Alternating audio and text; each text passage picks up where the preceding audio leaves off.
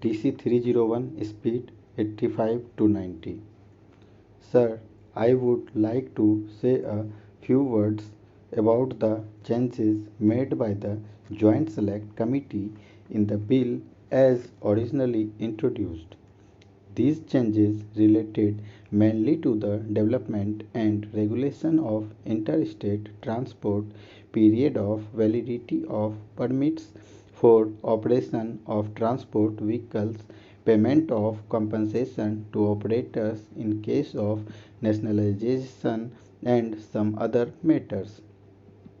I am glad to say that the committee, realizing the need for developing and expanding transport facilities in the country, proceeded to make changes so as to produce the desired result.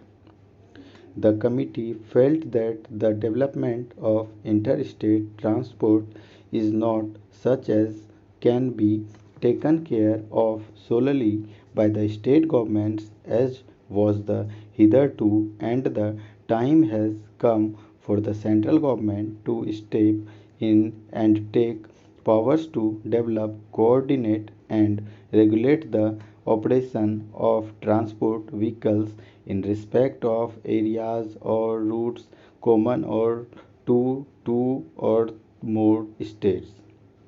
They accordingly endorsed the principle contained in Clause 57 for setting up a central authority for this purpose, but considered that instead of two separate authorities as proposed in the original bill, there need be only one, namely the Interstate Transport Commission, which should have powers to associate with itself representatives of the concerned state governments as and when considered necessary.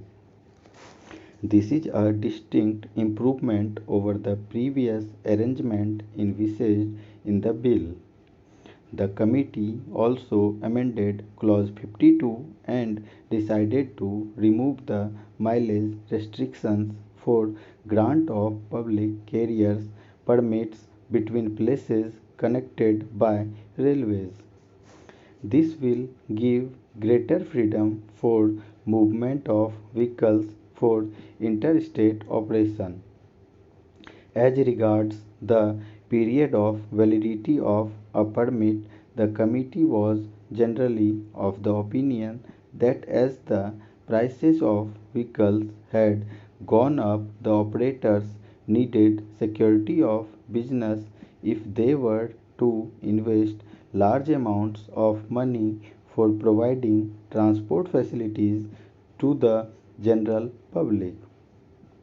One method of ensuring this, it was thought, would be by increasing the period of validity of permits, and another by doing away with the present provision of giving preference to applications for renewal of permits over new applications.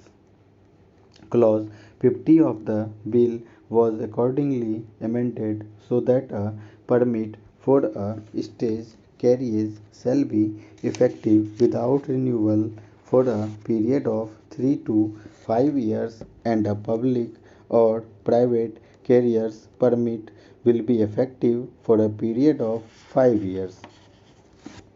It was also decided to retain the original proviso in Section 58 of the Motor Vehicles Act that other conditions being equal, an application for renewal shall be given preference over new applications of permits. In this connection, I may mention that the committee also made a provision in the bill that other things being equal, the cooperative societies running transport services should be given preference over new operators. This preference for cooperative societies will to some extent help for the policy of government to encourage the formation of viable units, which it is considered can promote operational efficiency and better utilization of vehicles, leading to general economy.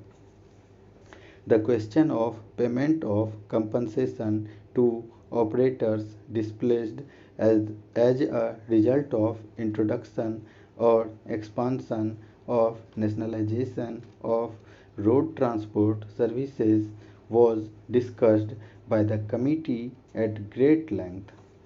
It was generally felt that the amount of compensation provided in the original bill was far from adequate.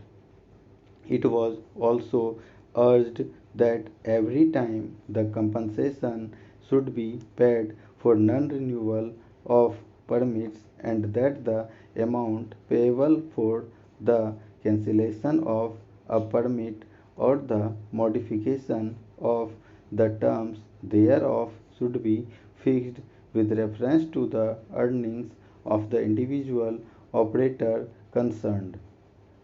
A view was also expressed that it should be obligatory on a state transport undertaking to acquire all the assets of a private operator in whose case permits were cancelled or the terms thereof were modified in implementation of an approved scheme for introduction or expansion or nationalized road transport services.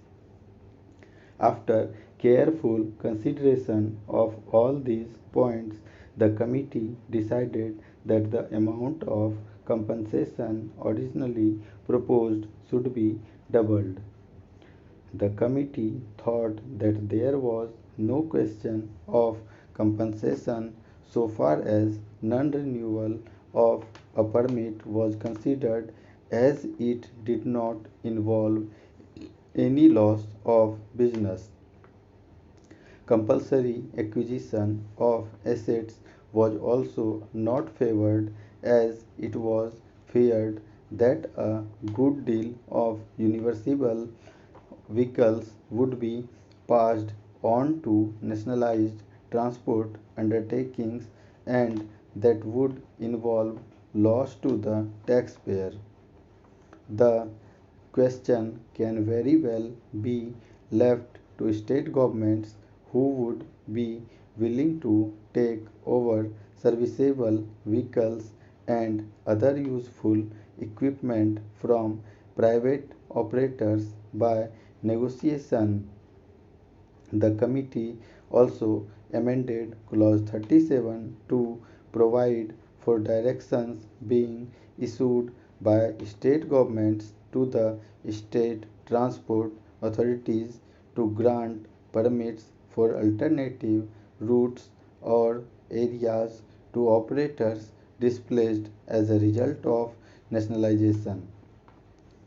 This will help in rehabilitation of displaced operators and also lead to opening of more routes.